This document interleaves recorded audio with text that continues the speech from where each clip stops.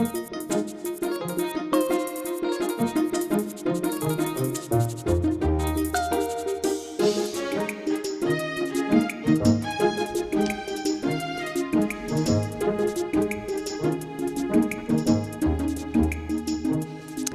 evening and welcome to the Board of Selectmen's meeting. This evening is a special meeting. We will be interviewing our two finalists for the town administrator position. We are very excited to be at this point. Before we begin, I am going to call the meeting to order and take a roll. Do you still take a roll call vote? I've forgotten how to do these things in person. Okay. Robin Hunter, present. John Jeffries, present. And Bob Springett is unable to join us this evening, and regretfully. And so what we will do is interview both candidates this evening, and then the Board of Selectmen will deliberate and vote at our meeting on Tuesday evening at the regular time, which is 6:30. So we are going to begin. Before we begin the meeting, what I'd like to do is just go over the process for the town administrator search. Personally, I thought it was a very robust process. We were fortunate enough to make the decision to hire Community Paradigm, and this evening the principal of Community Paradigm, Bernie Lynch, is here. Their guidance really helped us through this process. We got 32 applicants. The screening committee interviewed 7, and from the 7, we selected 3 to move forward. One of our candidates from out of state dropped out. He was unfamiliar with how the process works in Massachusetts and the fact that it wasn't confidential. So this evening, we are very pleased to bring forward the 2 candidates. In this session, we will be talking to Michael Blanchard. He is currently the Assistant Town Administrator in Easton. Over the last 5 days, Michael and I have spent a lot of time together. The Board of Selectmen, each member of the board interviewed both candidates individually, which was something we did last time around, and we felt that it was a really good process, and we kept that. We also then had sessions with the staff, and each candidate introduced themselves to the staff. And then yesterday evening, we had a session with the community. And all of those sessions were well attended. We also got some great questions, and we were also able to get feedback, which was really important to us as a board. We recognize how important this hire is. It's going to set the tone, and I can't say more as to how pleased we are with the 2 candidates that we're bringing forward. John, would you like to say something? Yes, I'd just like to echo the fact, Bernie, that what a really professional, a really successful process this has been for you, your team, for the hours that we've put into it. Michael, just in following up with what Robin said, you've spent a lot of time with her, and you're still here. So, thank you, thank John. You. And we're color coordinated. It's rubbed off. That's right. Wow. We didn't plan that. Wow. If only I wore my blue jacket. Michael and I had a very nice visit as well, as Robin just mentioned. A little bit out of the ordinary. I took Michael across the street. He got to introduce him to Sebastian, who's the manager at Dunkin' Donuts. And while we were there, 3 different citizens asked me different questions. So literally, Michael got to see what my order is at Dunkin' Donuts, and he got to see a little bit of the town, the flavor of the town. It looked quite literally in seeing what happens on a day-to-day basis in the life. But it was really nice. It was a great visit, and we'll just have a little bit of basically a follow-up of what we talked about. I'm sure what you and Robin and Bob talked about, but hopefully that's the flavor of tonight. And I just want to say at the very beginning, Robin, before we get into the nitty-gritty, that Michael, if Dover is not your first place as a town administrator, you will be a town administrator somewhere. Thank you. That's very kind. Absolutely will be. So just want you to know that from everything, me personally, that you and I have had a chance to talk about, I truly feel that. And just for whatever it's worth, right at the beginning, I want you to know that. Thank you. I appreciate it. So this evening, we're going to go back to a process that has worked or procedure that's worked very well for us throughout this process. And so I'm going to turn it over to Bernie Lynch, and he can introduce himself, although I don't think he needs an introduction in the town of Dover. And he's going to begin the procedures for us. Great, thank you. And let me thank the board members and for the very kind words. We've worked on several projects now with the town of Dover, and I can't say enough about the commitment that all of you have to the town, what a great town it is. And both of the candidates, I agree that the candidates that you're looking at tonight and the pool of candidates we looked at were very high quality. And but it would be a good match for either of them because Dover is such an amazing community, and so I'm thrilled to be here to be part of this. So thank you. I thought maybe just to start off, we want to have sort of a dialogue with you tonight, Michael. And perhaps we could start. It was noted that you're the current assistant in Easton, the assistant town administrator. The board's had an opportunity to review your resume. Everyone knows sort of the steps along the way, but maybe if you could just very briefly, why did you make the decision to get into municipal government? And what is it about Dover in particular that interests you? And how would you immerse yourself in the community? Sure. Great. That's Thank a you. loaded question. It's a lot. It's a lot. I tend to add. Segment that in any way. All right. I'll do my best. Let me know if I don't cover refresher, everything. right. Thank you. So first, I just want to say thank you so much for having me. I am very honored and excited to have made it this far in the process. As Robin said, it was a really robust process, and from the perspective of the candidate, it was really first class. Not only working with Bernie and his team, but your screening committee was just so thorough. It was very clear they put in time and effort into the process, and as a candidate, it really shows how much they value this position and how seriously the town takes it. So thank you for that. I appreciate it. On a side note, Bernie made us look really good. I think it was Sharon, but You might be right. so I think, like so many people in municipal government, I'm here by accident. As a grad student, I applied for an internship with the town of Brookline, and quite honestly, couldn't have told you what a health department or board of health did or what they were, but as a poor college student, it was a mythical, actual paid internship. And so I said, you know what, it's worth a shot. I'm going to give it a try. And I'm so glad I did. I fell in love with it. The internship turned into a full-time position. And here I am today, 20 plus years later. I'm just hooked. So that's kind of was my start. Over the years, I found that I had a real passion for specifically municipal management and leadership. And, as you can see from my resume, moving into that field has just been very rewarding for me. And I think the opportunity to serve as the town administrator in Dover is just such an exciting opportunity, to be involved in every facet of the town operations. Although a challenge, also a really unique opportunity to hire so much of your own team. Is just a really unique opportunity, and it definitely really excites me. I think it's one of the most fulfilling and rewarding experiences.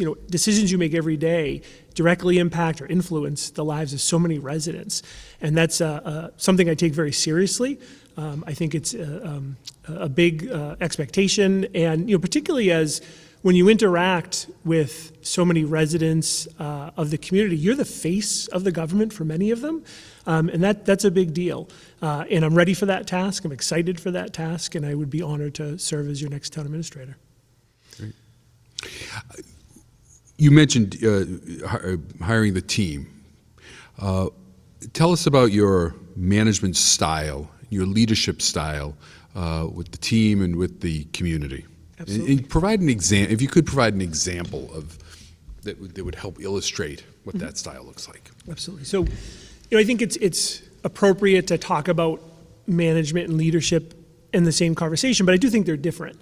I think you lead people and you manage things. I do think I'm a good manager. I'm fortunate in the town of Easton to have a broad range of responsibilities. I work on a number of projects, operations, budget, and I think I'm very effective at accomplishing tasks. I'm also have learned to be very effective at prioritizing and delegating because there's too much to do, and it goes back to the importance of having a good team because you can't do it all yourself. I think it's... And I'll tell you from my experience, that was the hardest thing for me to learn how to delegate because you can do things really quickly yourself, and sometimes people approach it differently, and I would have to hold on to my chair to make sure that, bite my nails, bite my tongue, not say anything, just to wait for the outcome. And then, lo and behold, most of the time it was the right outcome. The approach was just different. So I admire you for being able to delegate. Thank you, and I agree. It takes work. It comes with experience. The more you do it, the easier it gets. And I think it's really important to set expectations on the front end as opposed to trying to describe them on the back end. And I think that goes a long way to being successful in delegating and having outcomes that are positive. In terms of leadership, I lead by example. I really strive to be the kind of leader that I would want to follow. I think leadership is visual. I think it's important not just to hear from a leader, but to see from a leader. I think particularly in a town like Dover with a decentralized form of government, lots of independent boards, committees, employees, you're not in a position of leadership or authority just because you have the title of town administrator. You have to earn that. You have to work to earn people's trust. I do that by showing people that I can roll up my sleeves and get to work right along with everybody else. I find that it is difficult, it can be difficult to lead people without having a relationship with them first. So I think that's really important to build those relationships. I also find that people don't care how much you know until they know how much you care. So I think by doing the work, by building the relationships, people know that and that build some trust and some value for you as a leader. I also think that being easy to work with is an underrated career skill. And I think if you were to speak with my colleagues, that I think would be one of the first things they would tell you is that I'm easy to work with. And an approach that has worked well for me is to be friendly but persistent. I don't go away.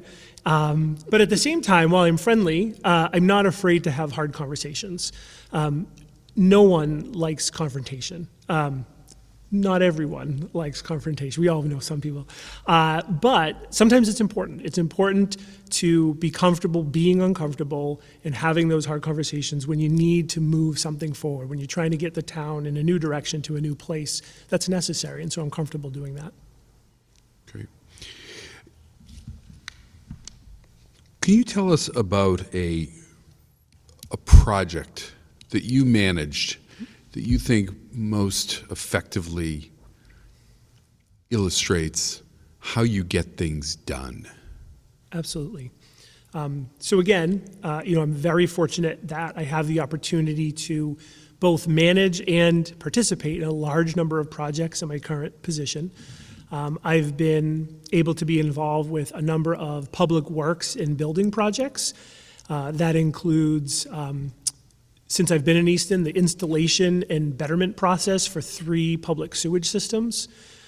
We've undertaken some pretty significant state and local road construction projects. We are very happy to say that we're about to have our PFAS treatment plants for our water supply, our wells, online this summer. That's been a really unique experience, something we've had to react to very quickly. As you know, it's an ever-changing situation. And also very excited that just in this past January, we opened a brand new elementary school. And so I was very fortunate to be part of an MSBA project and go through that. And that was just overwhelmingly supported by the community. I've also been fortunate to be involved in a number of non-infrastructure projects. The last couple years, we were successful in achieving the age-friendly community status in Easton. What is that? So being an age-friendly community, often in communities you have a council on aging, which really focuses on an older senior population. You have Parks and Rec, which is often little kids, sometimes adult programs, but mostly younger children programs. The concept of age-friendly is the town looks at all that in a more holistic view, so that there's programs and services, and you look at transportation needs, housing needs, all the way from young children all the way to your senior population. So someone can live here their whole life and be able to grow and move and have all their needs met, no matter where they are at in life. And is that the goal of the program? That is To the goal be- of the program, okay. right. So, to identify what we're doing well, what we're not doing well, and where we need to tackle. So that's been a really exciting program. I know Dover's interested in Easton. I've been part of implementing our municipal electricity aggregation program. That's been very successful. That was a fascinating project to manage. And again, initially a lot of trepidation from the public, but then when National Grid rates were more than 3 times what we were paying, people were very happy with our program. We've saved millions of dollars over our 3-year contract for our electricity ratepayers, and so it's been a real awesome project. Because that seems like it would be a difficult concept to communicate. So how did you go about reaching everyone in the Yeah. town?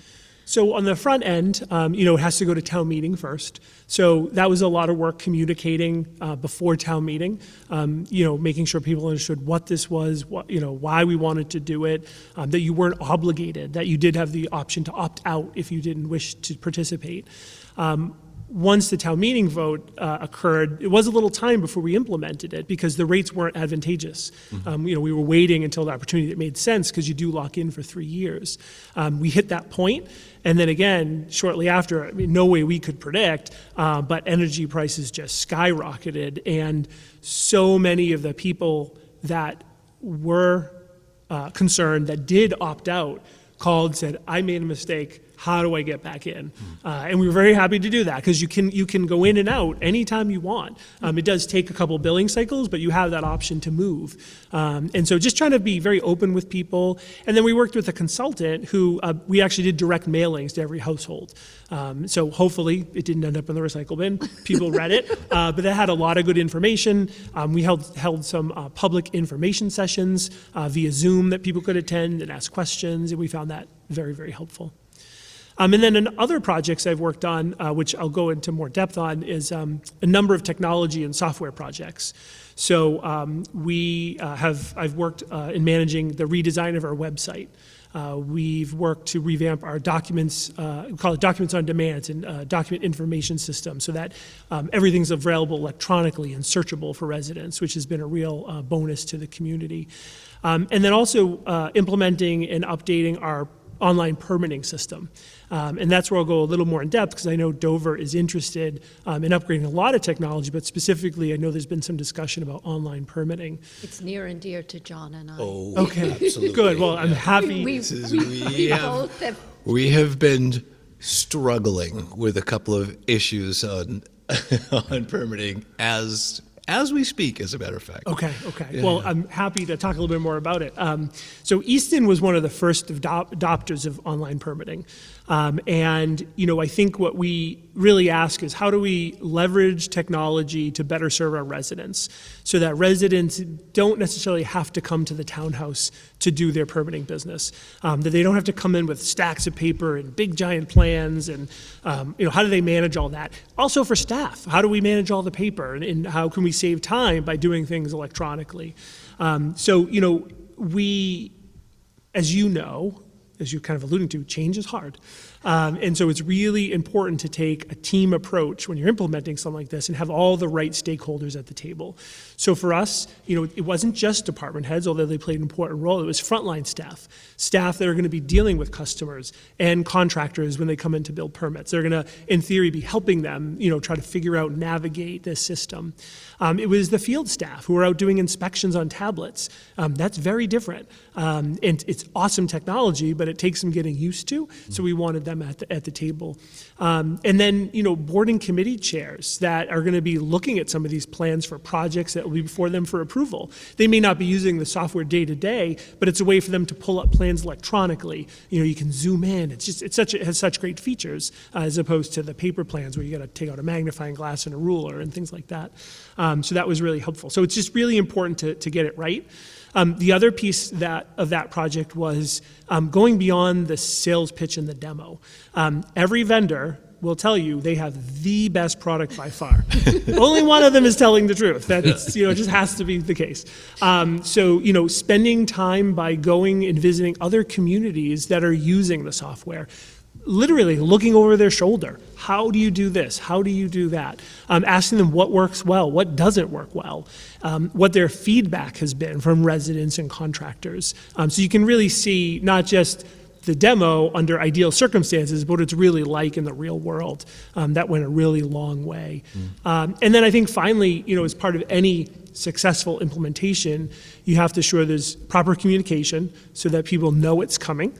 And what it means for them and how you're going to help them. So in Easton, we actually had public-facing terminals in each of the permitting offices so that during the transition period, when people came in, there was a computer there to help them. And staff could come over and say, here's how you create an account. Here's how you apply for a permit. With the hopes of, yes, doing hand-holding up front, but eventually they're off and running and they're on their own. And then the second piece to making sure it's successful is training and support. Staff training, ongoing support. You can have all the right tools, but if you don't know how to fully use them or properly use them, it's a non-starter. So I think that's ultimately what we found and how we were so successful on our project. Thank you, Bernie. Just to drill down just a little bit on two of those things, Michael, that we talked about in our conversation on Friday, that Easton has, you explained to me eloquently, thank you, Easton has 7 wells, similar to Dover's manifold system of public wells that are owned by the town of Dover that provide drinking water through, in your case, a treatment facility, in our case, through a private provider. Mm-hmm. So having that bit of expertise, I think, would be critical to this, but potentially this role, specifically in what we've just been discussing for these types of communication efforts that are existing but yet new, things that will be new. The aggregation part, we just began this process.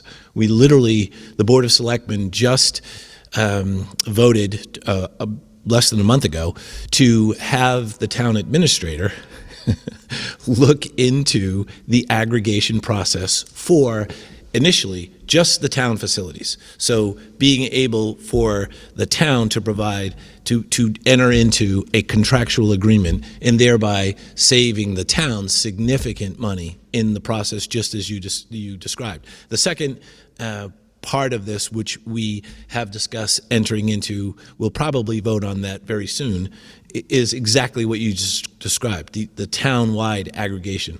Companies, we have already met with Carl has already met with, we gave Carl the ability to meet with a company who does that, who actually competes where we can buy the energy specifically from that company direct. Massive savings.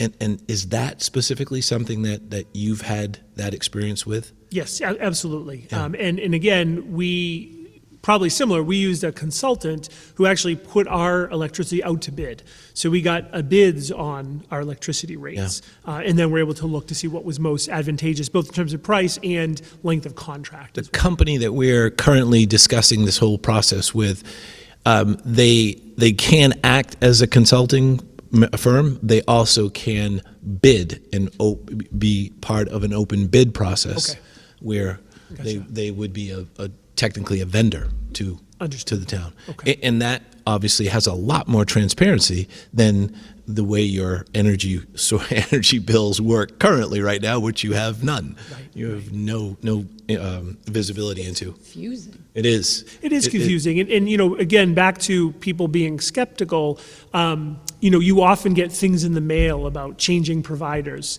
and people do that, and some people have great success, independently, just household by household basis. Some people have found that, for lack of a better term, it was a scam. They had a great rate for a short period of time, and all of a sudden everything went up, and they weren't told. And people don't pay real close attention to the back of their bill, Right. so they don't always know who their supplier is.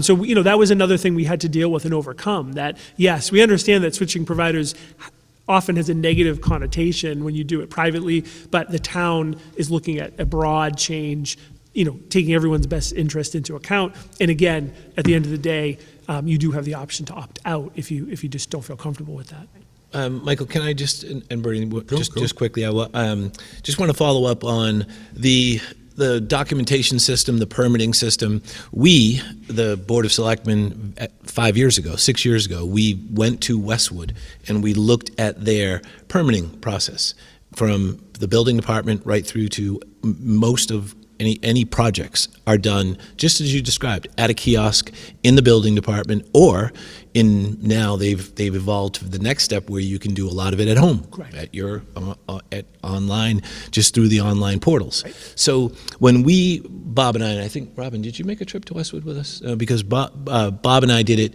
It was again 4 or 5 years ago when we began the process. To get to where Westwood was, we needed a major infrastructure overhaul. We had literally nothing. So we were way behind, and we didn't have people, as you just described, the staffing part of that. Can you speak to just the staffing component of that? What would we need? What would that need look like? Could it be something that's done under your guidance, under your office? Would we bring in a consulting firm? How did it work? Drill down, just if you would, on that one part. Yeah, absolutely. So, for us, a lot of the work was done by each department. It is unique. Every department's a little different, right? Building is different than conservation versus Board of Health. In Easton, we have a number of liquor licenses, so the Select Board have a licensing portal as well. So, a lot of it was done and tweaked at the department level. However, as part of the vendor contract, they provided a lot of services. So to bring, not just plop their system down and say, here it is, fit yourself to the system. We had a lot of opportunities to tweak and edit to make it our own. What works well in Dover versus what works well in Westwood. Everything's a little different. Some things are the same. Some are state regulation and state processes, but many are local. And so being able to tweak it was really helpful.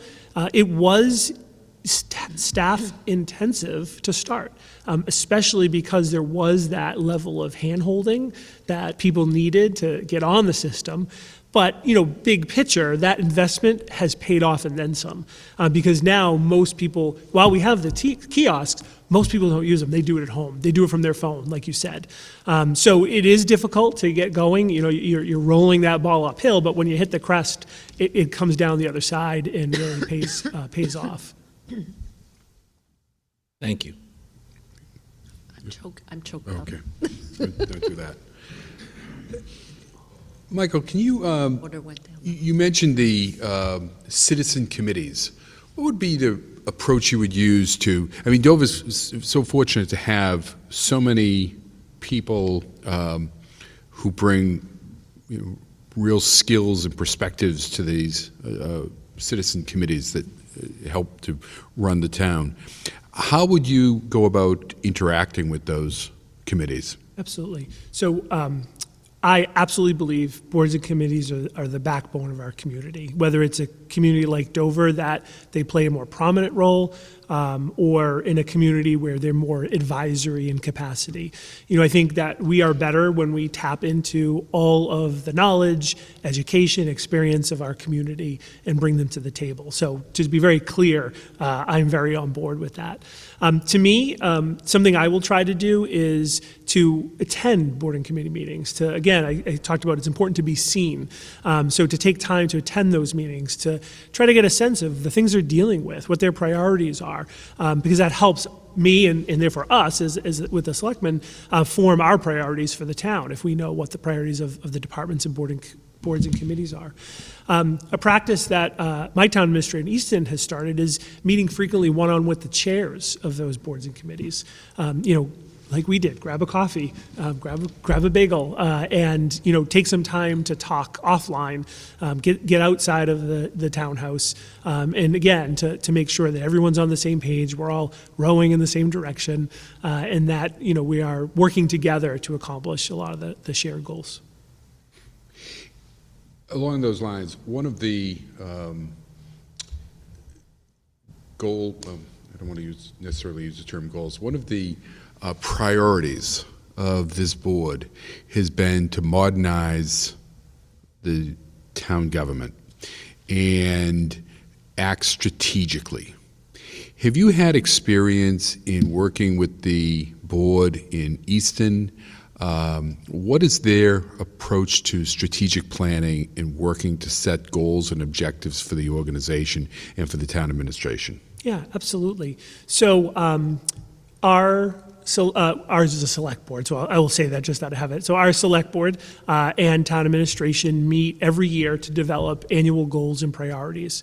And those come to fruition through a few ways. One is from the town administrator and the select board working together. We're maybe having a workshop or even just at a regular meeting, but going through what we think the priorities are. They also funnel up. So we ask all departments to identify their own individual goals and objectives for a year. And those funnel up to the town administrator and board of selectmen, and they make that part of the plan. So it's a real comprehensive process. Again, I think different in Dover, we'd also involve some of those board and committee chairs as well. Easton is kind of a more top-down, more advisory committees, but I think here they would also play a real important role. I think it's so important that town government does move to a more strategic process because particularly with budgeting, so often it's reactionary. What does this year look like? What are we going to do right now to make this work? And it is so important to look long-term, to have a 5-year plan, anticipate things are coming, and having a capital improvement plan, a strategic, 5-year budget outlook, just so that you can anticipate those sort of things. So I think, planning strategically is just so important. Okay. I think my final question, and then certainly other people may have questions beyond this, but that raises the question or the issue of what does the relationship with the Board of Selectmen look like for you? How do you communicate with the board? How do you interact with the board and ensure that there's follow-up to what the board is looking for and that you're prepared for the meetings that you have with the board? Absolutely. So, I think it's so critical to have constant communication with the board. Obviously, about twice a month, every other week, you see each other at a meeting, but, it's so important to communicate outside of that. I think one of the main roles of a town administrator is to make sure that you're not surprised by something. If you're at the market or you're getting your coffee at Dunk's, you don't want to have someone come up to you and ask you a question or tell you something's going on that you didn't know about. So if I know about it, and I think it's important, you should know about it. So that's a real goal for me. I think I'd also take time to talk with each of you of what's best for you in terms of how you want to communicate. Some people like a phone call. Some people just want an email. How often would you like kind of general updates? Between meetings, things of that nature. So I think that's really important for us to have that open dialogue so that I know what works best for each of you, and that would be really important to me. Those are my questions. So I have one question, and you're probably going to hate it, but why Dover? I think you touched on it a little bit, but you're very energized, and I think you would be very excited to take on the challenges here. Why? So my favorite part of municipal government is the challenge. And I think what I've learned through this process is that Dover is a challenging environment. You have a lot to work on. You have a lot of things going really well, but you've identified a lot of priorities you want to move forward. I think it's a very rewarding environment, and it just makes it a really attractive place to work.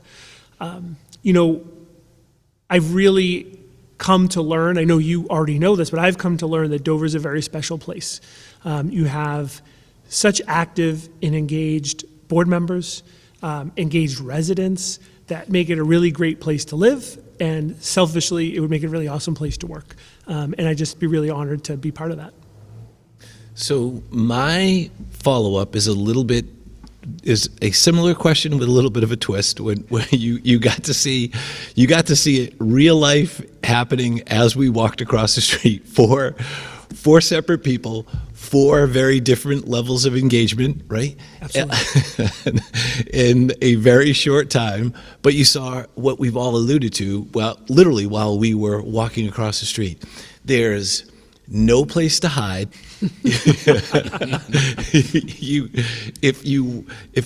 If Robin took you to the transfer station, which was probably the only place she didn't take you, on a Wednesday or a Saturday or a Sunday, there is no place to hide for us, for you, which I think you would embrace.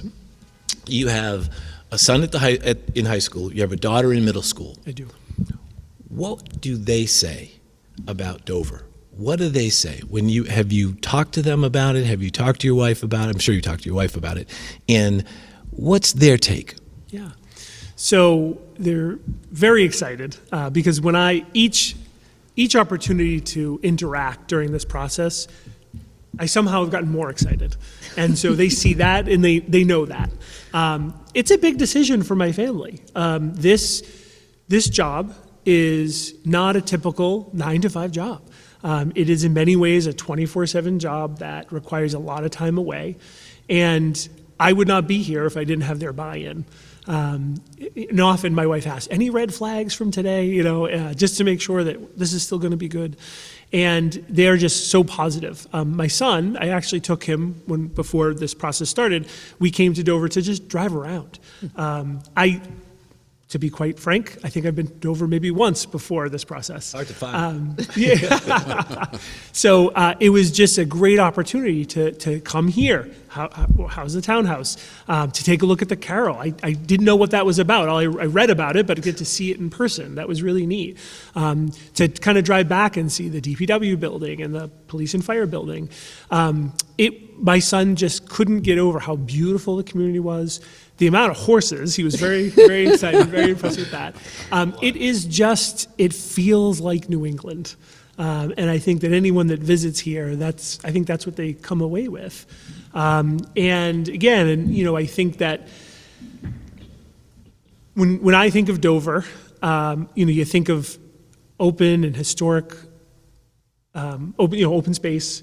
You think of your excellent public schools. What I've learned about is your quality public services backed by really hardworking employees. And that's the draw for me. Well, that's great. I'll leave you with this, and I apologize. I should have mentioned this right up front. On Monday, Robin Hunter was reelected. So, congratulations. Thank you. It's her 7th term. She's been on the job now for at least, 27 years? Haven't I aged well? So, It's what keeps me Robin young. was re-elected on Monday. I was re-elected last year. So you'll have us for a while, and you can you've been able to put up with Robin for a week. God bless you. So you're going to have us, and I just want to say thank you for your energy, your effort, for the time, for the honesty, for your transparency, and for the sincere way that you've answered all the questions, for the way you've gone about this entire process. It's been a pleasure getting to know you. It's been a pleasure getting to see your enthusiasm for the town and your sincerity for what you do. So for me, Bernie, thank you. And to our committee who did the screening, thank you very much. And I wish you the best of luck in everything that you do, and thanks for the process. Thank you so much. I appreciate it. And you can tell your wife she's right. you have gotten more excited with each meeting. So just let her know. You know, for us wives, we don't frequently get told we're right. So, Thank you. but thank you so much. Do you have any questions for us? You know, I think I asked this question of the search committee, and I know, so Robin, I guess you've technically answered this, but So is this a test? Are you trying to see if I see remember your- if I see if your answer it the has same changed. way? I guess it's a two-parter. What do you think it's going to take to be successful here as a town administrator?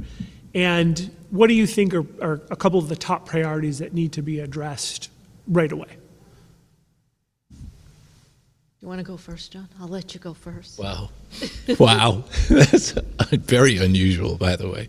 Because then I can make sure. Oh, then you can correct me. Exactly. So you are going to be new to the town. You're going to be new to people. You're going to be a person that comes in with your goals, your objectives, your vision, your enthusiasm, your eagerness to do this job. And you're going to run into people who have done it a different way. And you're going to meet an obstacle.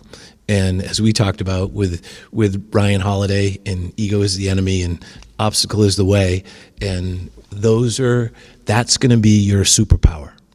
You're going to have to fail, and you're going to have to see that other people have a different way of doing it, and you're going to have to convince them. And it's going to take a while. But if you allow the obstacle to be the way, then you're going to be fine. Does that make sense? It does. Thank you. That's great.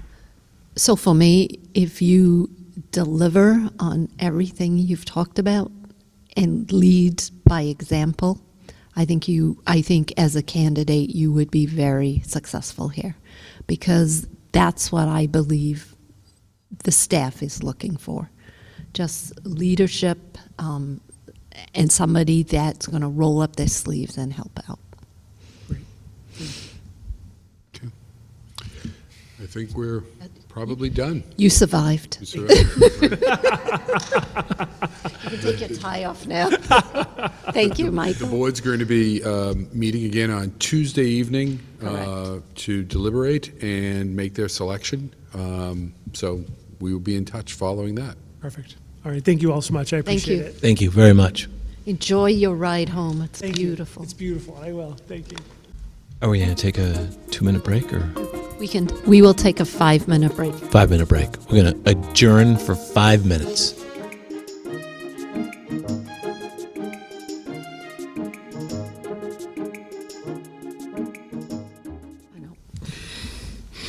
We have reconvened our meeting this evening, and as I mentioned at the beginning, so at the beginning of the meeting, Patrick, we went through the process, and we talked about how it was robust and how well we believe it's turned out, and that the screening committee is very pleased to bring the 2 finalists to the town. You know, we believe both are very high caliber and really fit the profile that the Board of Selectmen and the town derived. So what we're going to do this evening is very similar to what you've been through already. We're going to turn it over to Bernie, and Bernie is going to go over sort of a similar format to what we did in the screening committee. We'd like it to be a conversation, so John and I will interject at times, but it's really, the purpose of it is for the community to get to know you, to get to know your experiences, and so they can get a feel for how you would fit into the town. So Sure. don't be nervous. I'm not. It's the same thing you've been through the last 5 times. Sure, So- and the same audience members Right, too. right. Okay, some people just can't get enough. So, It's funny you made the comment that we've seen you more than your wife's seen you. I feel the same way. I'm like this with you and Michael. I'm sure you I have. said but 5 times in 7 days. it's all right. I've Something been like bringing that. Bubbling Brook home with me. That's a soften the very blow. good call. Help soften the blow. Yeah. Smart man, smart man. Very smart man. Well, let's get started. And as Robin noted, the board has had an opportunity to meet with you on a one-on-one basis. Obviously, you went through the screening committee process and spent quite a bit of time with the screening committee.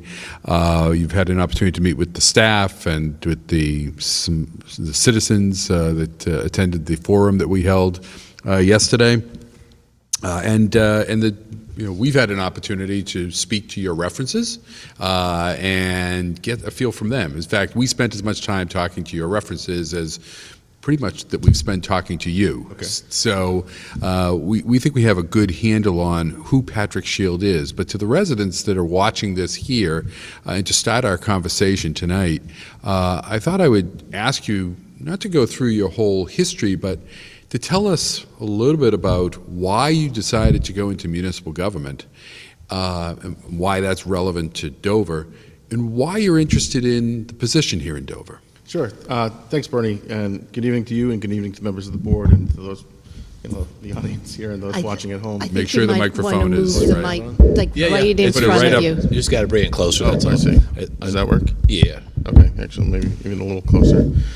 So good evening. Thank you for having me this evening and for inviting me to participate in this process. This has been a pretty comprehensive process. I've had the opportunity to have individual conversations with the board members, department heads, staff, residents, community members. It's been a great process. I will say that, and I've had an opportunity to really get a flavor for the town of Dover and the many issues and challenges and opportunities that Dover has at the moment. So a little bit about myself. My name's obviously Patrick Shield. I'm one of the finalists for the Dover Town Administrator position.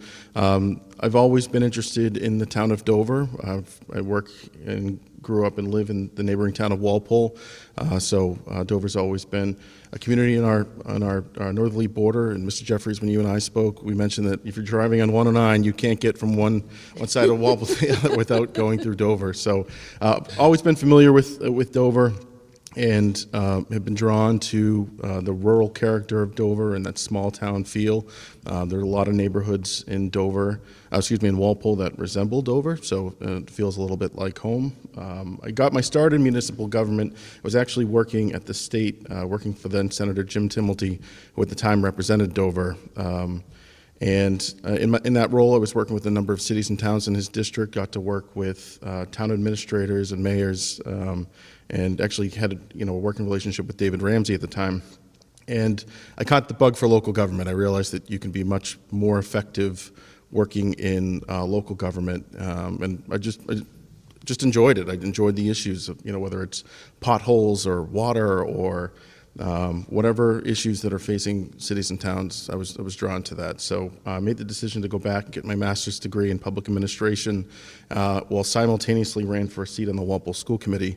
And just kind of by chance, the term in the school committee ended at the same time as I graduated from graduate school, and I was fortunate enough to be offered a job working for the town of Walpole. So I started in the recreation department there, worked there for about 3 years, and took on a number of interim roles, helped out as the acting council and aging director, community and economic development director, and then when the position opened up, I was offered the assistant town administrator job. And by that point, I had the school experience, the community and family experience, even more practically, the budgetary management experience, the personnel experience.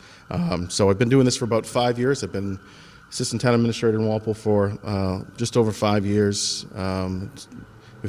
We've seen it all. COVID really kind of changed the way everybody works, and was able to reimagine local government in a way that could be more efficient, more effective for the residents and for the staff. And so I've been doing that for 5 years, and I'm very proud of the work we've done in Walpole, and the opportunity opened up here in Dover, and had to go for it. So it kind of leads me to where I am today. So, I never quite grasped the fact that you were still in graduate school when you were on the school committee. And what was it like? Because I assume you graduated from Walpole High? Yeah, it was like drinking from a fire hose. It was a lot, working full time. I remember the schedule. Fortunately, my my wife, who was then my girlfriend, she was going to graduate school at the same time, so we had both very challenging schedules to kind of help with that. But we'd have study sessions, which kind of helps. But I think it was at just the right age at the right time to be able to kind of juggle it all. But it was like drinking from a fire hose. But what a unique perspective to have graduated from the school, be sitting on the school board. It's just such a different perspective, because I sat on the school board as well, and I saw it through the eyes of my child. Sure. But to have actually gone to the school, I think that must have been extremely valuable Yeah. to the other members on the school Yeah, committee. and I try not to, even now in my current role, I try not to have that, well, in my day, it was kind of like, you know what I mean? It's you want to, I had a meeting today with the high school principal, and we're doing some work in the retaining wall in front of the high school, and they have the film festival. It's an annual film festival that they do up there, and he was, I was asking him about it. I was getting all giddy about it, thinking about my days. Just pause for a second. There's some doings here. And so I was thinking about my days in the film festival, and I tried not, I obviously try to maintain a professional composure without getting too much into the old film festival days. But yeah, thanks for pointing that out. Right. One of the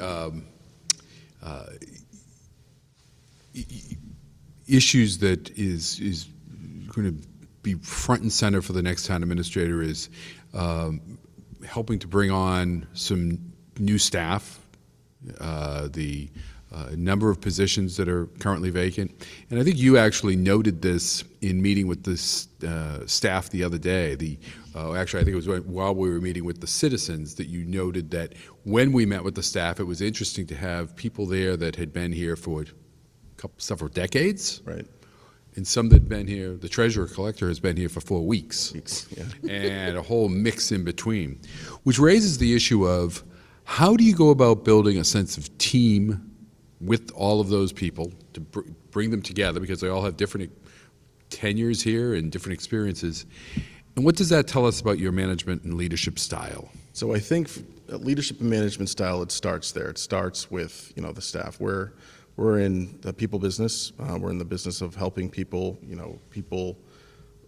This doesn't happen without people. So I did note that. I think I may have noted it, and I think maybe all my conversations with the board members and the staff and with the public that, from my perspective, and I know from the conversations that we've had, I've been watching, a number of the meetings and just trying to get a sense of how things are going in the town of Dover, what needs to be kind of priority number one.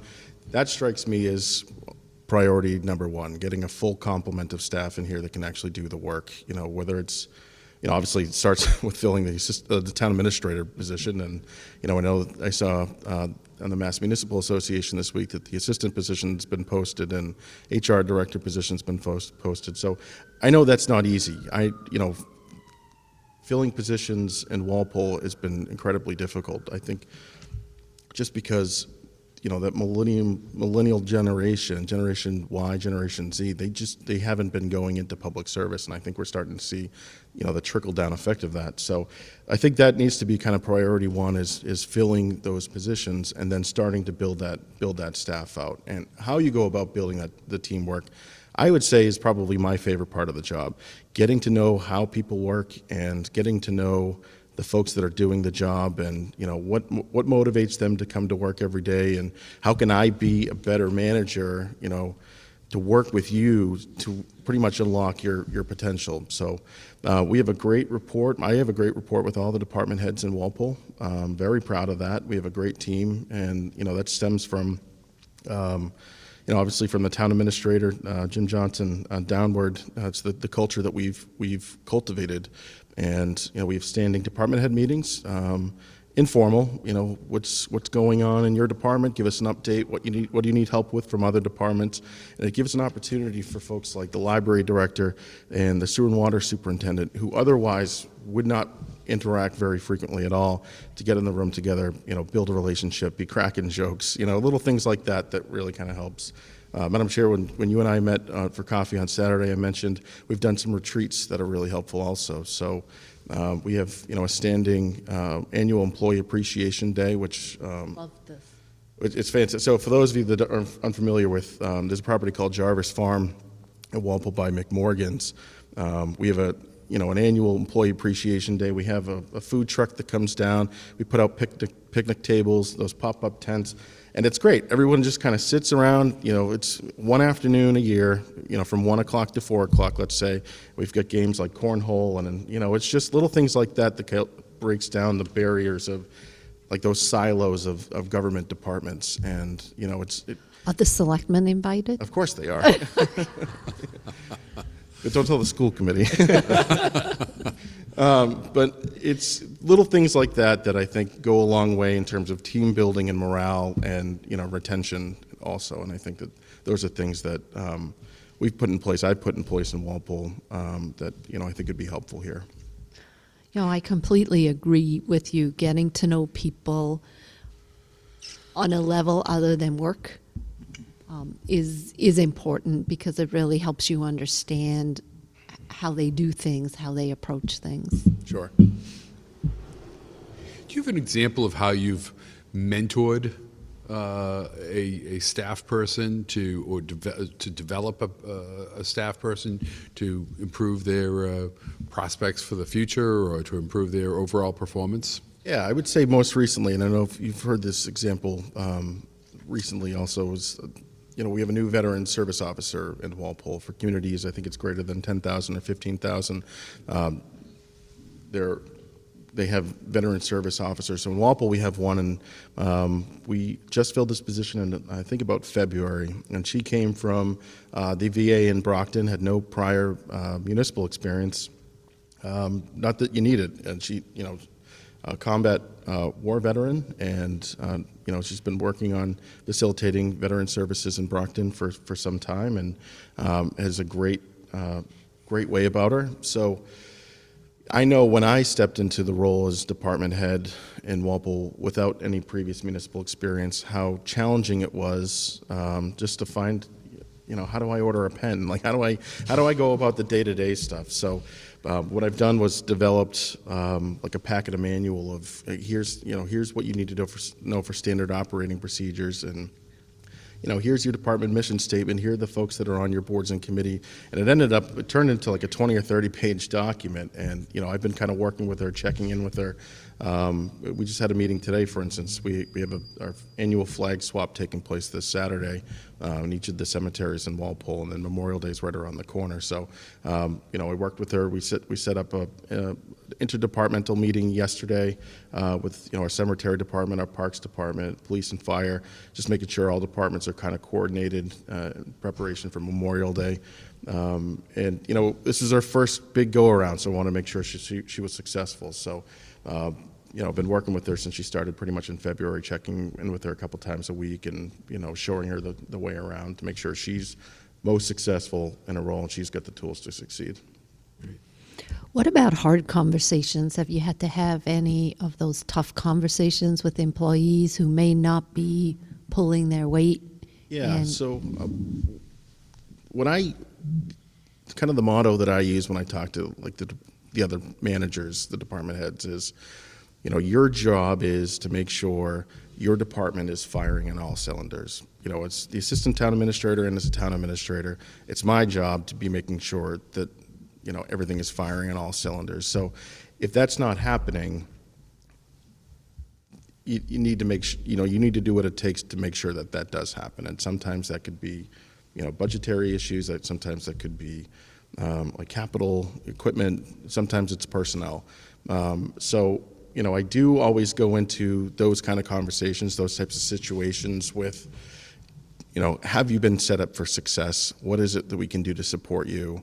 And, if you have to put somebody on an employment action plan and set, we always set goals and objectives for employees, but, more drilled down goals and objectives on certain timelines, if that's necessary, I've done that, and if they miss that, then, you do have to have those hard conversations, and that's something that I'm, don't mistake my smile.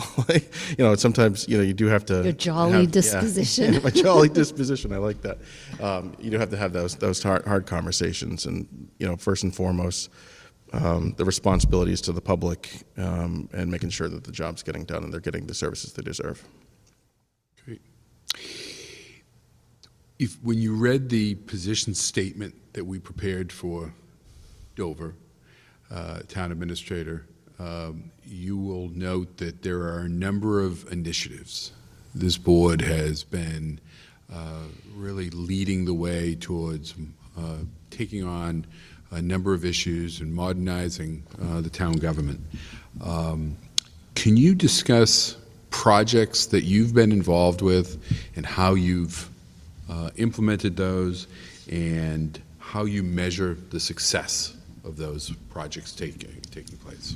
Sure. So thinking of examples that kind of fit that description, Bernie, I am very proud of a lot of the building projects we've done in Walpole, and every time we complete one, I'm always like, okay, that one's my baby. Oh no, this one's my. So like the Council on Aging project, that one was my baby. The field complex, and now we're working on this new consolidated middle school, $115 million consolidated middle school, and this one's my baby. So.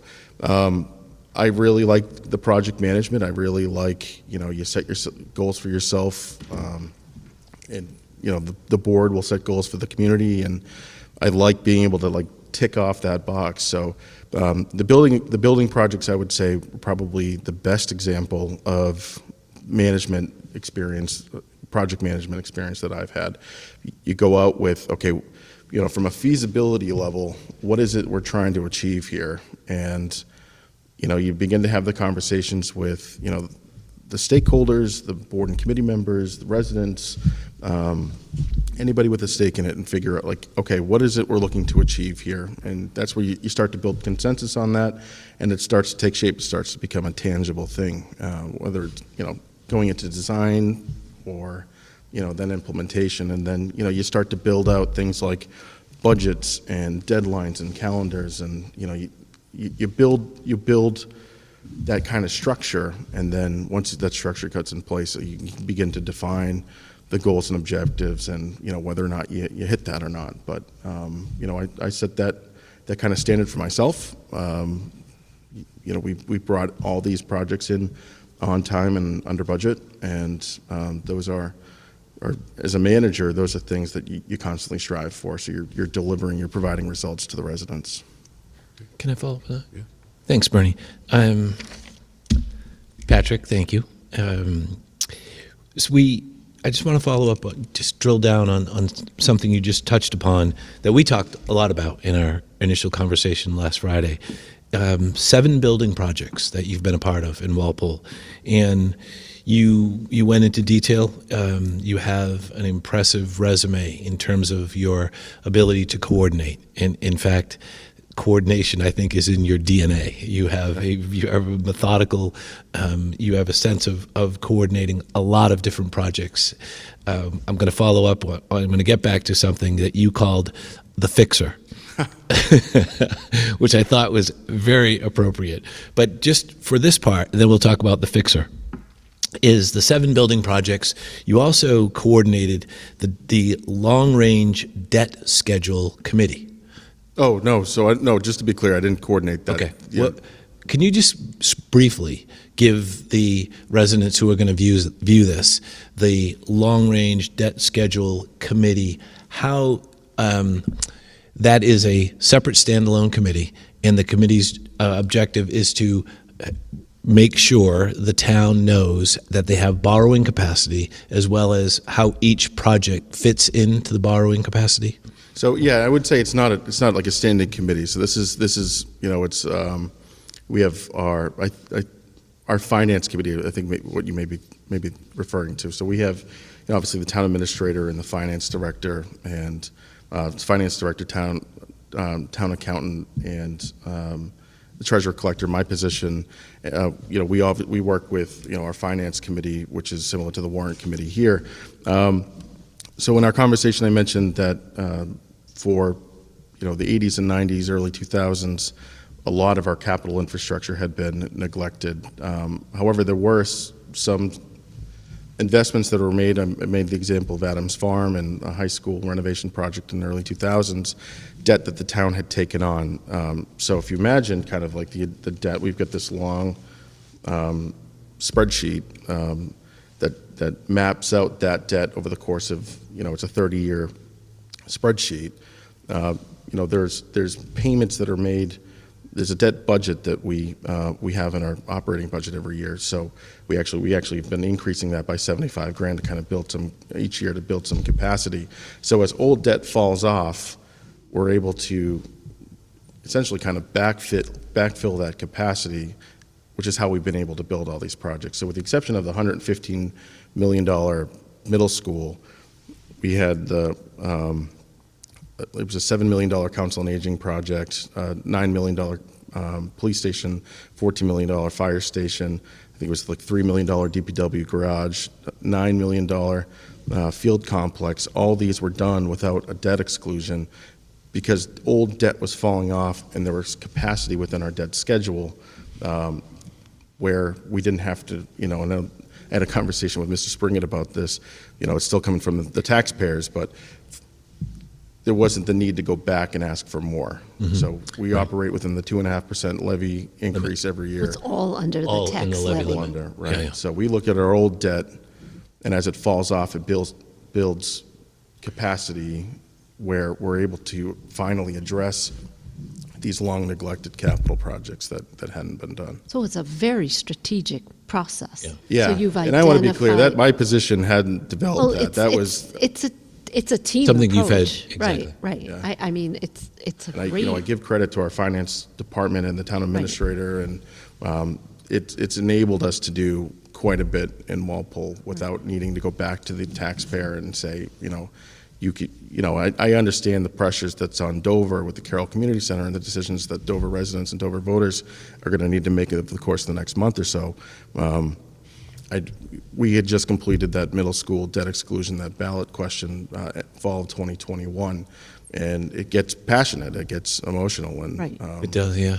especially for, you've got residents that are aging and are living on tight budgets, and I get it. So 6 years ago, we created a free cash study committee. So we looked at our free cash through the lens of giving us the ability to have no surprises, giving us the ability, a term that we as a board have used many times over the past several years, to be able to project and to smooth any potential increases in future tax increases that address items of capital expenditure or repairs that need to be done. Specifically, you had to walk around the red tape on the way in, as we talked about. The roof of this building is being done.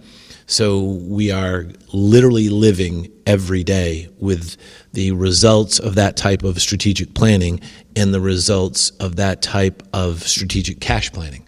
So I think that it's an excellent source for you, an excellent resource that you have had this type of experience. Oh, great. Thank you. And we have really put a lot of energy and effort specifically into that smoothing, into that planning, into the strategic part of the initiative that we've taken on, as we don't have a lot of debt. We, as historically as a town, have not had a lot of debt. Right. And you brought that up, and I think you helped frame important context around that regarding like the commercial tax base here in Dover and The lack of, the lack thereof. Exactly right. That, Walpole benefits from, and Right. we have a split tax rate. So when these things do come up, it's our tax rate for the commercial business is higher than the residential tax. So even when these things come up, it hits the businesses even harder than it would at the regular rate. So, but anyway, sorry, I digress. So I was in Walpole last night. I actually went out to dinner, and I noticed there was a lot of development, and it appears that it's multi-use, like residential and commercial underneath. That's right. Yeah. So was this part of a plan? No, it all kind of happened at the same time. In fact, Okay. there's a third. There were two kind of tall buildings in Walpole with a third on the way. I think it was mostly kind of driven by the market. So this all took place prior to COVID. All the permits were pulled, and in fact, the one closest to the train station opened, I think it was like March 2020, and it was Excellent you know, timing. yeah, exactly. So they build this transit-oriented development right next to the train tracks, expecting people to move in and hop in the train and get to work, and everyone started working from home.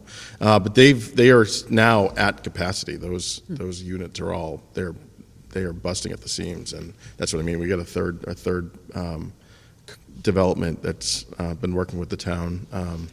They'll be coming on. They're going through the permitting process now. We'll start going through that permitting process soon. So no, that was entirely market driven, and our zoning allowed for it, and it happened. So there was actually, I don't know if you're familiar, there's an old building called the Foundry that had a YMCA in downtown Walpole. There's this old dilapidated building that a lot of people disagree with the heights of the building, but you can say that it's better than the Foundry, But in any case, So have there been, or do you have any experience with public-private partnerships? yeah. So this question actually came up I know I'm yesterday. borrowing it. Yeah, no, I'm glad you did. We've been working with our food pantry, actually, is a better example than the one I gave yesterday. Our food pantry is right now without a home. They were operating out of this old house that was the residence of the DPW director 125 years ago, and it just wasn't a suitable environment for them. And then as COVID happened and they had to adjust their operations, they moved out. Our Council on Aging was closed, so they moved into the Council on Aging for a little while, and then have been operating out of the high school for a little while. So we've been working with them to try to find a new spot. So we're working on negotiating. Myself, the town administrator, are negotiating terms of essentially a land lease, and they're working on identifying donors to help contribute to the construction and design of a building that they could use as a new food pantry. So working with them, it's not a function of town government, but it is a civic, I would say a civic service, and many of the Walpole residents depend and rely on this service. So we want to see them be successful however we can. That is a good example. Better than the one I gave yesterday. When we were talking about the projects, and you gave a great explanation of many of the capital projects that you've worked on.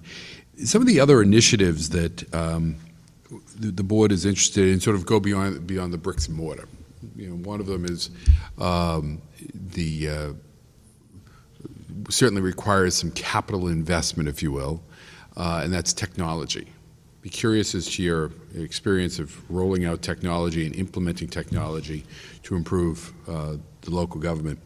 And the other one is more softer even than that, in terms of it requires more of the perhaps human capital of improving citizen community engagement through communications.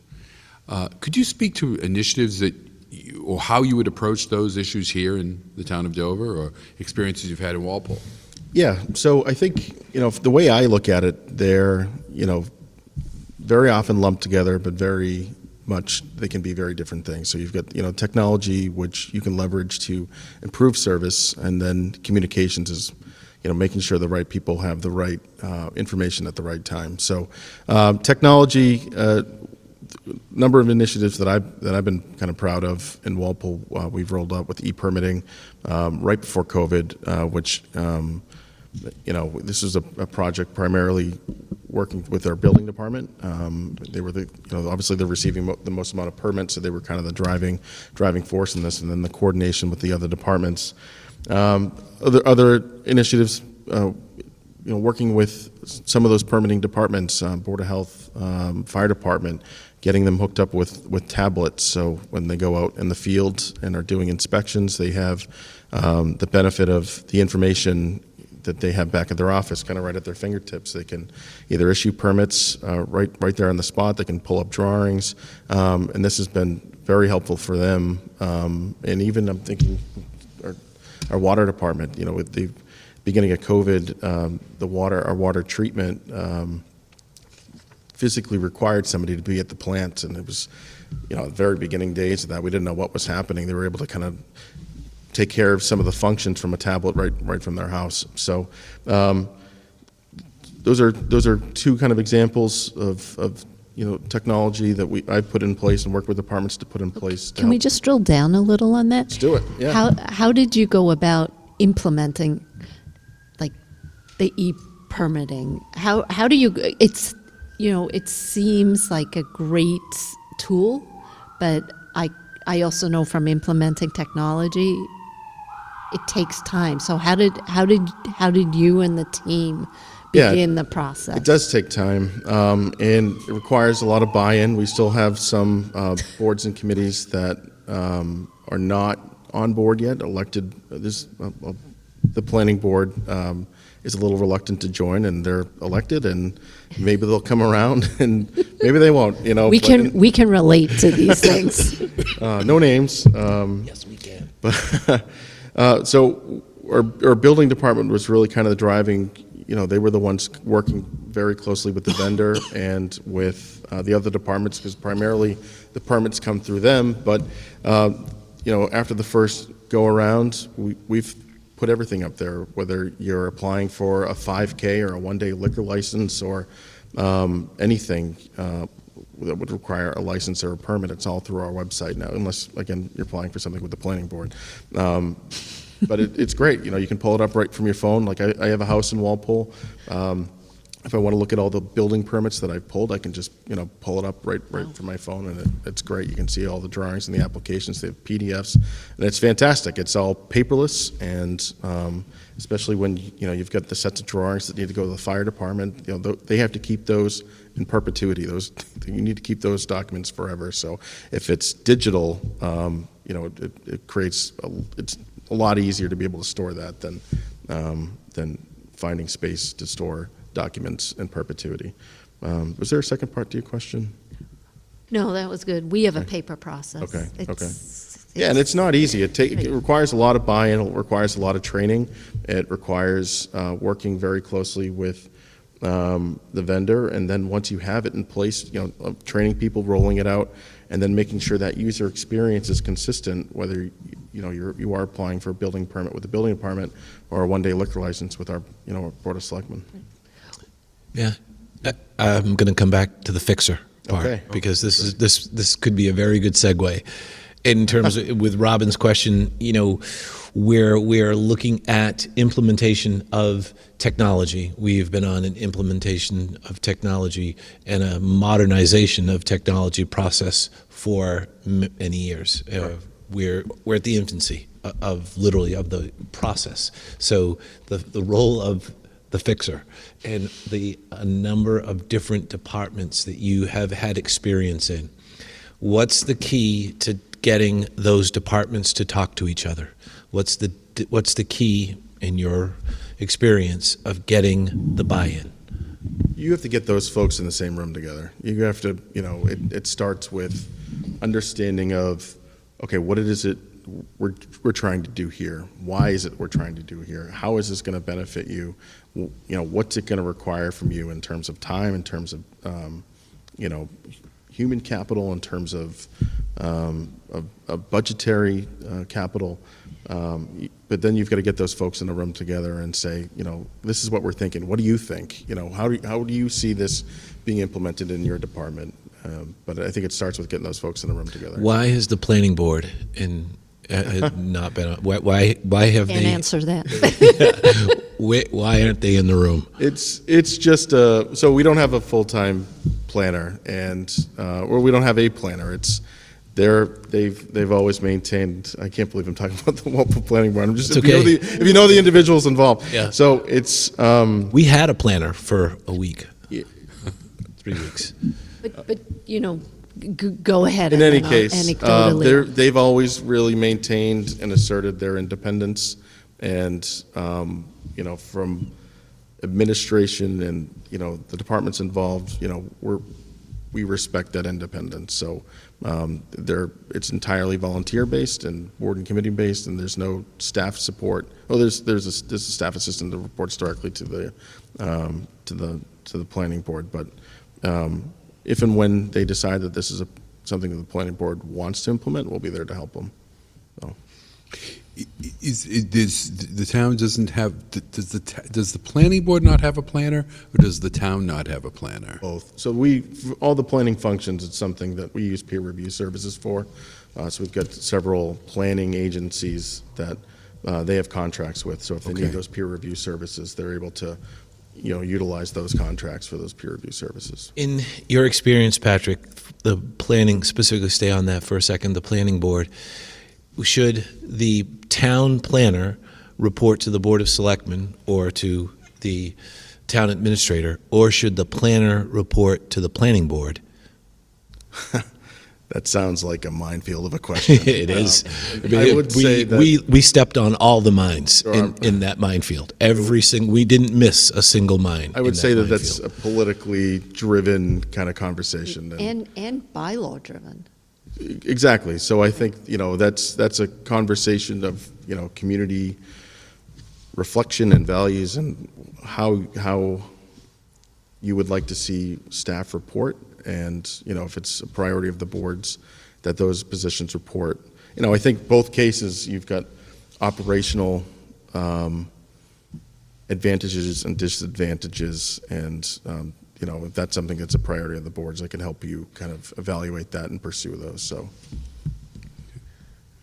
I was doing a org chart at work, and there were a lot of solid lines and dotted lines, and I'm like, what are we trying to do here? But but people wanted to know, and it's. Bernie, you had asked about communications. I did. I didn't address that point. Okay. So if we're already, I can segue into that if that's okay. Yeah, that'd be great. Yeah. So communications, we have had a lot of conversations about communications the last few weeks. It is something I mentioned that it is kind of a separate thing from technology, but although technology can enable effective communications, and sometimes not. We used the example yesterday. We put up these new signboards across the 3 town commons in Walpole with, hey, just a reminder, here's when the date of the election is. Sometimes it can be as simple like that. So It's the most low-tech thing. Patrick showed us a picture. It's just the sort of like those old-fashioned easel type thing. yeah, you take the date off and change it. So cities and towns all over the U.S. are facing this exact challenge. How do you, when you've got, if you're a parent of school-age children, and if it's the father-daughter dance, or the PTA conferences, and you've got your own work schedule and getting the kids ready for bed and getting them on the bus, everyone has a lot going on. So how do you get a few moments of everyone's time to make sure that they know about the important information that they need to know about their local government? So we access as many of those avenues as we can, whether it's those boards in the town common. We've got a few flash boards that you can change the messaging on along Common Street, right in front of our high school too, and things like social media. I know it's basic. Everybody will say that, but things like we've found a lot of success with. The state is doing a lot of road construction on 1A in Walpole, and making sure the residents know which streets are going to be detoured, which ones are going to be under construction. So if you keep consistent with it, if you live in that area, you can go on like the Walpole Police Department Facebook account every morning, and you can see which roads are going to be, which ones are going to be worked on, and where the detours are going to be, to kind of help them through that every day. So I've also used the example with the both of you about YouTube videos for our town meeting. That's something we've had a lot of success with, especially with complicated issues like zoning. I use the example that unless you know zoning, you don't know zoning. It can be very complicated for the layperson, and they get overwhelmed by get overwhelmed by density and height restrictions and things like that. So what we've been doing is a few minute YouTube videos every town meeting explaining what something does, why what we're trying to do, and what the intended outcome of it is. And I think that's been very successful. Can I ask just a brief follow-up with regards to the communication process, Patrick? As we discussed last week, Walpole purchased Adams Farm, in which, for those of you that don't know, beautiful, beautiful farm. Is that on North Street? Yeah, it is. Yep. Bubbling Brook? Yep. there? Exactly Okay. right. Just Yep. yeah, it's a mile and a half or 2 miles past Bubbling Brook on the right-hand side. Beautiful. It goes all the way back to the power lines, and then just on the other side of the power lines continues for several miles. Bike riding, walking, beautiful, beautiful area. So the town purchased that. Good. We are in the process of a opportunity to purchase a conservation restriction on 680 acres of Hale Reservation. So, having had the experience of seeing the town purchase land, in this particular case, the communication effort, and I would like to focus on the communication part because it's a similar conversation. It's spending taxpayer money on open space. What was the biggest challenge?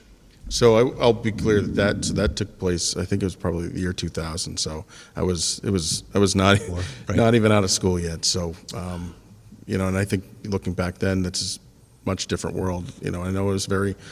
I remember at the time, kind of a very organic process where you've got a lot of folks that, there are a few names that kind of come to mind that I know were very involved in that were driving forces to making sure that happened. And, I know with Hale, you, Mr. Jeffries, have been very involved in that, and having watched the meetings, I know the communications aspect of that and getting the information out to the residents and the voters in time for the special town meeting this fall remains among the top priorities, if not the top priority for the board. So I know that that's something that. Has there been any regret on the side of the town of Walpole having Far from it. purchased? Yeah, no, it's again, being cognizant of wading into a political item here in Dover, it's an excellent natural cultural resource for the town. I bring my dogs there all the time, and so do a lot of other folks. We've built volleyball courts since then.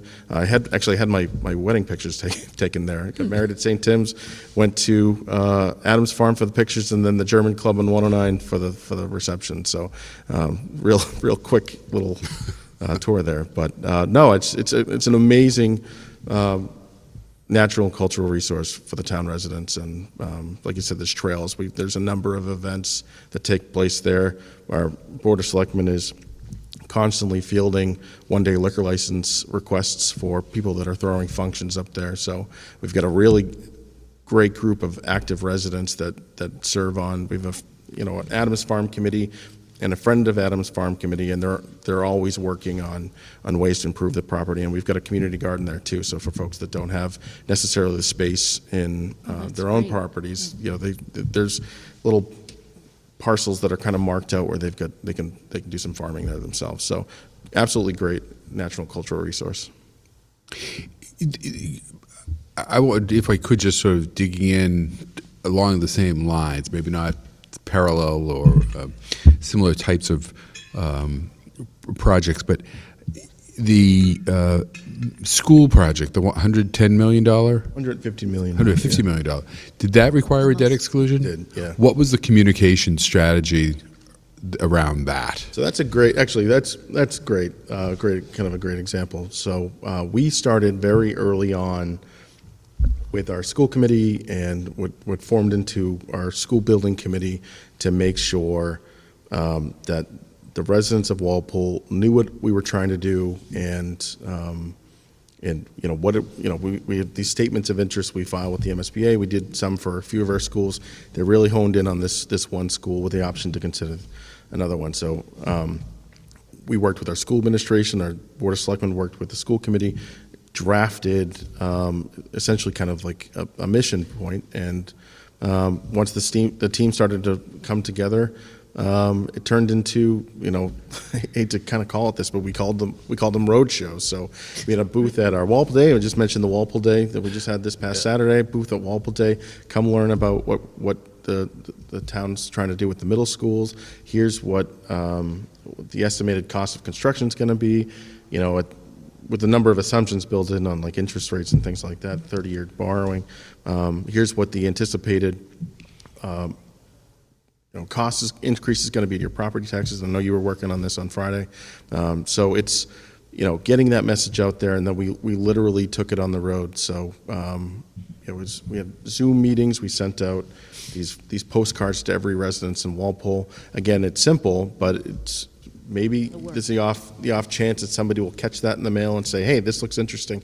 Maybe I'll show up to this, and then also the social media stuff. So we work with our OPM. Our project manager develops, a narrative and a proposal, and ultimately there's those formal decision-making points at town meeting and with the voters too that need to take place. And this is alongside, there's a tandem, campaign that took place also to physically advocate for this. So, they were doing their own little roadshow too, turning it more into a campaign. But we did an extensive public outreach session, and there was even some that we worked exclusively for the neighbors, the abutters of the property. We wanted to have one that was exclusive for them, so they knew what was going to be going on in their own backyard. So it was informational that you were getting. Exactly right. Yep. Yeah. Exactly right. But it's so much work. It is. And I think the only way you can get these things to pass is these grassroots efforts. Sure. Because everybody wants to know, how does it impact me? Yeah, and I think, you have to, the town has to be in a position to have that information prepared. And I think that, in consultation with, the assessor and the Board of Assessors, and working with the treasurer collector with the borrowing, there will be a lot of assumptions baked into that. But as public administrator, as elected officials, the tools are there to help provide that information. So, okay. I think I have one last question. I'm just, being a town administrator is a lot about relationships with the citizen committees, relationships with the employees, relationships with state and federal officials that would have an impact on the town of Dover.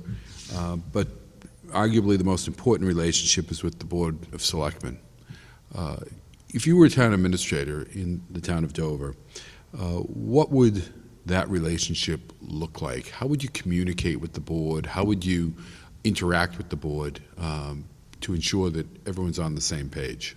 Sure. So I think that involves learning, very similar to the example I mentioned with the department heads, learning how each board member operates individually, and their own expectations for collaboration and communication. And I think that that involves, that'll take some time, but learning each of their, you can also just ask, right? And but tailoring that relationship to the individual board members. And I think there's a distinction between formally reporting to the board, working with the board in settings like this, and then making sure that the board is informed and involved in other things that may be taking place. So like you, Mr. Jeffries, I know you've been involved with the Hale project. I know Mrs. Spring has been involved in the Carroll Community Center, working with, initiatives that are important to you, and, making sure that the board is up to date in a manner of communication that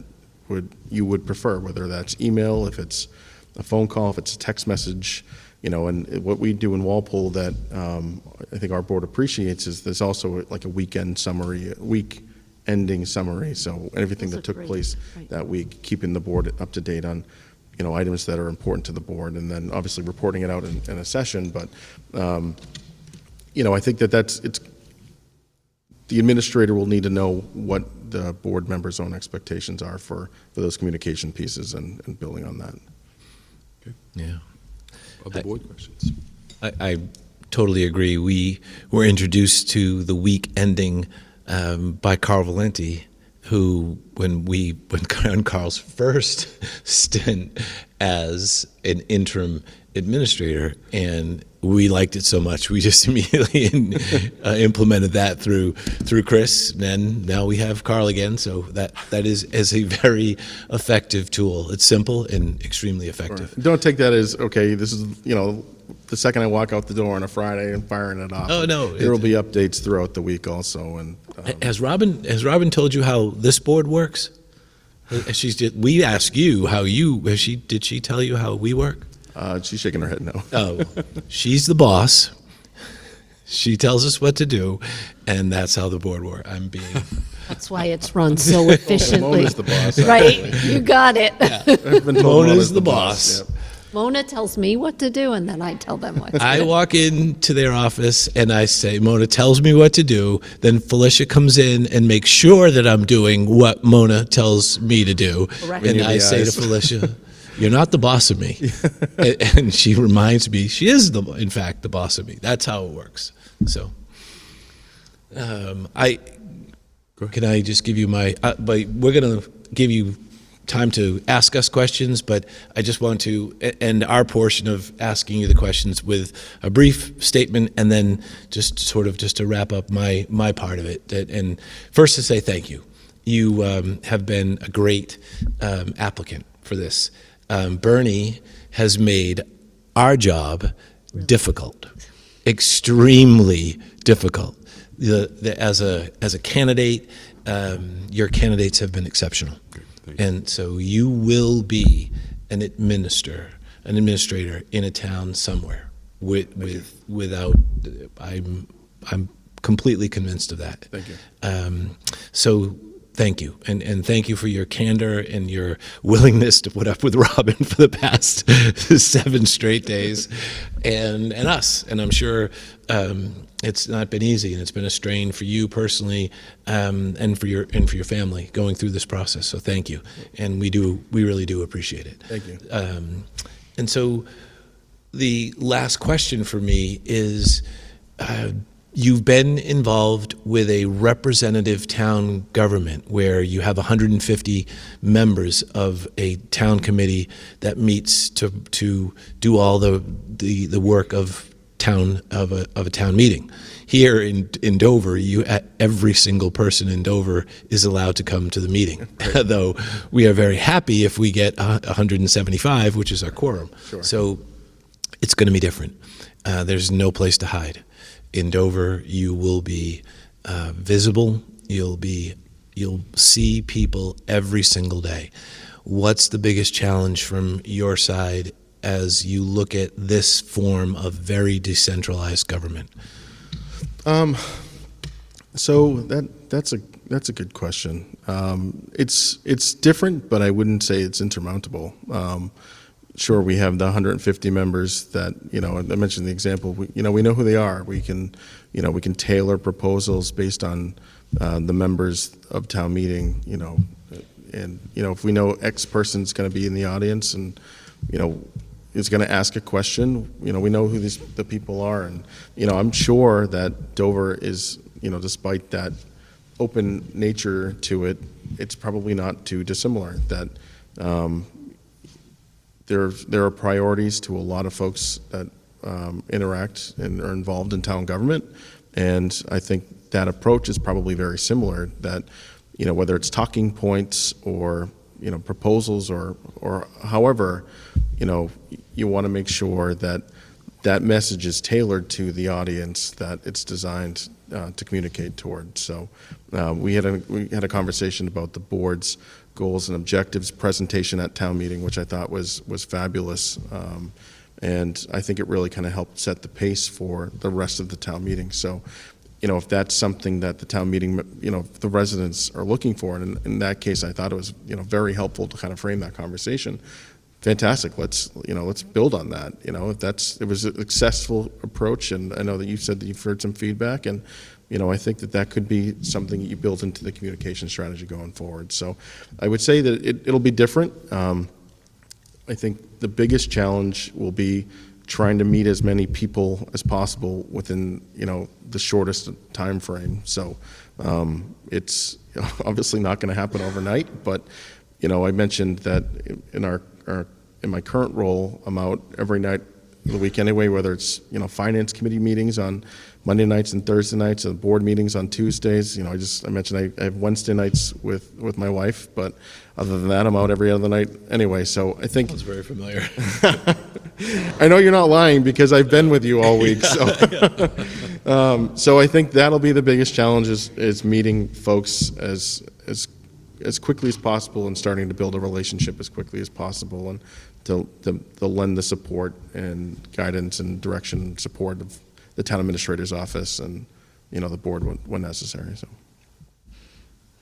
So Patrick, we've spent a lot of time together the last couple of weeks, and I will tell you one trait that you have that is going to make you very successful is your sense of humor. Oh, thank you. Yesterday, when you answered the question at the community forum about your management style, and you said, well, for the community, my door's shut. Closed door, right, closed door approach. policy. Yeah. I just know, no matter what you decide to do, you will be really successful because a sense of humor takes you a very long way. And to echo John's remarks, whether the town of Dover chooses you as the town administrator or not, you are going to be a town administrator and a very successful one. Thank you very much. I've really enjoyed getting to know you, learning about your experiences. Your passion for municipal government is apparent. So my advice to you would be just keep doing everything you're doing because it's going to lead to what you want. Right, thank you. Thanks. Do you have any questions for the board?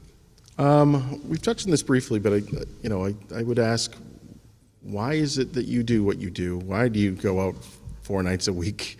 And what's your top priority? What led you to get involved in local government? And what do you like the most? So I guess there's a couple questions, but I think they'll probably blend together in your responses. So I got involved in town government over 20 years ago, and it's because I pissed all the ladies off at the PTO meeting. And somebody suggested that maybe I try join the finance committee.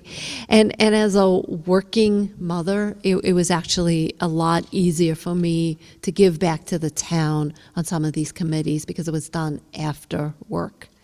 And once I got involved, I just loved it. It's a passion. You get to meet people in the town, all demographics, all different age groups, and you make friends with them, and that's what's so rewarding. Granted, you primarily hear people's complaints, but if you can make somebody feel better after they've complained, it's very rewarding. So that's why I got involved and keep doing it. Great response. Mine, Patrick, is similar to Robin's. I started over 20 years ago on the Finance and Budget Committee in Wellesley. We lived in Wellesley for 20 years, had a bunch of little kids at the time, and I was asked to get involved with the Finance and Budget Committee in Wellesley, and my first experience to it, I would walk in, they would give me a project to do research on, just like normally in work, and I would come back and say to them, this is wrong. This is not the way it's done. This is not the way it's done. And the response was, this is the way we do it. And my pushback was, hell no, that's not right. This is the right way. And so that became my burning desire at the very beginning of the process. But I also realized, and as Robin did and as Bob did, that, and as everybody here tonight does, in the towns, these small towns, the best run towns and organizations in the Commonwealth are run by people who have a burning desire to do it right. We don't get paid.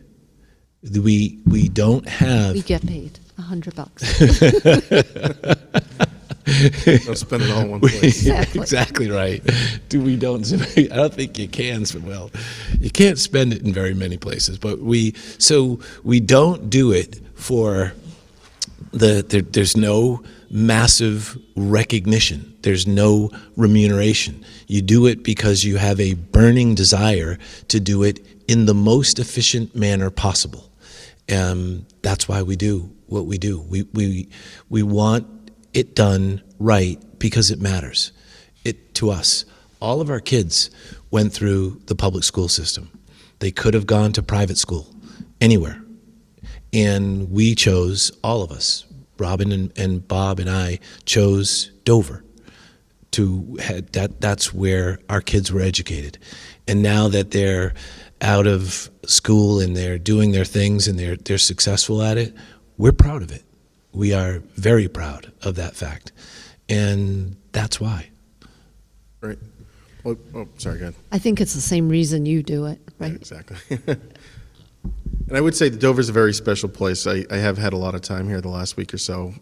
You have very special people here, very special, folks that volunteer their time and work here, and the residents that that I met yesterday, very civically engaged. And I did watch. It was the warrant committee hearing on March 13th. This room was packed with people interested to know, what was going to be taken up at town meeting. And, the department heads too. I met a number of folks yesterday, Alicia, Mona, Kyle, Kevin, Bethany, Kathy, a lot of people that, are very much, driven for public service and making a difference. So you got a very special place here. And it's big of you that you still are talking to Mona after after she admitted she was a Mustangs fan. Yeah, I remember that.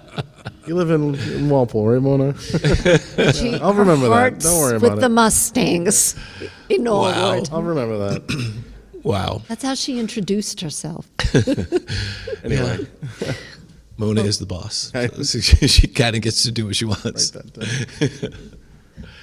Any other questions for Oh, us? thank you. That was very insightful. Thank you very much. I think that wraps it up. The process is that the board, I have to move up now. The board is going to deliberate on Tuesday evening, make their selection at that time, and I will be in touch. Okay. Great. Thank you so much. But Thank you so much. you. Patrick, been thank a your pleasure. wife Oh, as well I will. for the amount of hours that you missed this week, and we appreciate it. Oh, like you And- said and- at the beginning and of this, I'm going to swing by Bubbling Brook on the way home, like I have been. So. And we Smart didn't man. give you Wednesday night off. No, that's fine. Thank you. Right. All right. So with that, I'm Thank going to you. adjourn this meeting. Do I have a? Do you have a second? Motion? Okay. And I'm all in favor. Aye. Thank you. Thank you. Good night, everyone.